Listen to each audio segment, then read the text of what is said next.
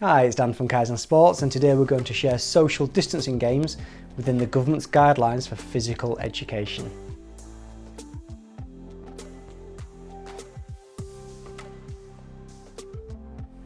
As skilled practitioners, we know the importance of maximising children's holistic development through physical education, supporting the social, psychological and emotional aspects, not just the physical side in isolation. Each of these games promote physical education in its entirety. In dance, children are going to work in their own area, following the government's social distancing guidelines, and create their own dance. The first thing we're going to do is give children a theme to follow. This could be waterfalls, the jungle, pyramids, or the Vikings. Even better if you've got a theme that you've been working on in class recently. And we're going to ask them to include high movements, low movements, fast movements and slow movements, as well as different moods such as excitement, suspicion, sorrow, anger, as well as open and closed movements. This is much better than having children copy dance moves from a YouTube video. Giving them a framework allows them to plan, work at their own level, peer assess by observing the routines of other children, and reflect to inform their own dance ideas. In relays, it is not your standard relay, which simply measures who is quickest. We've all come up against someone who is just much faster than us, and unfortunately there's just nothing we can do in the immediate short term.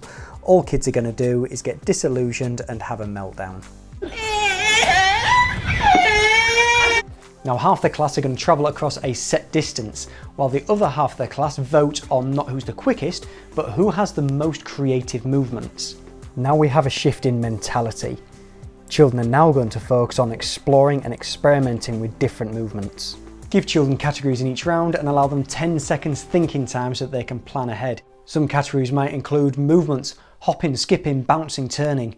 You might include animals, cheetahs, snakes, frogs, cats, dogs.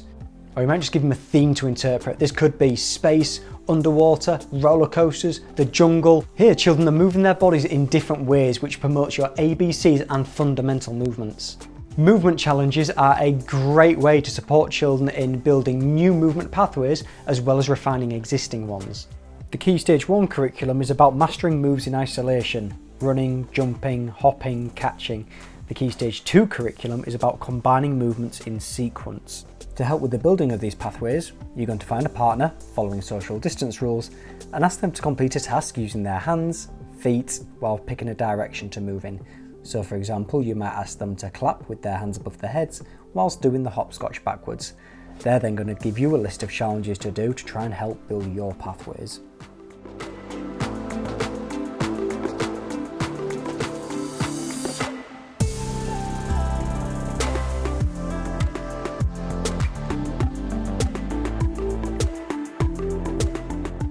In target games, children are going to have a small plastic ball which is theirs for the duration of the session. They're not going to share it with anybody else. Now you can use a whiteboard marker to put their name on it and then simply wipe it off when you wipe down the equipment at the end of the lesson.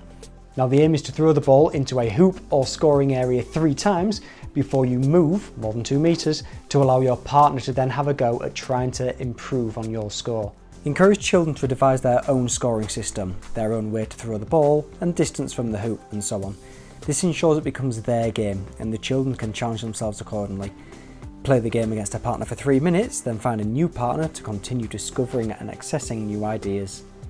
Select one of these ideas and adapt it to suit your children this week. As mentioned at the start, it's important that we deliver physical education. Children aren't computers. We can't just give them a list of inputs that come with watching something online and hope that deep understanding will occur, because it won't. We need to ensure that they're making their own decisions, allowing them to experiment and reflect on what they've done. This is the only way they'll develop a holistic, meaningful and personal PE journey. I hope that was helpful. As always, if you've got any extra ideas or experiences, please put them in the comment box. And as always, make sure you subscribe because it helps the video go that much further. Thank you, and I'll see you in the next one.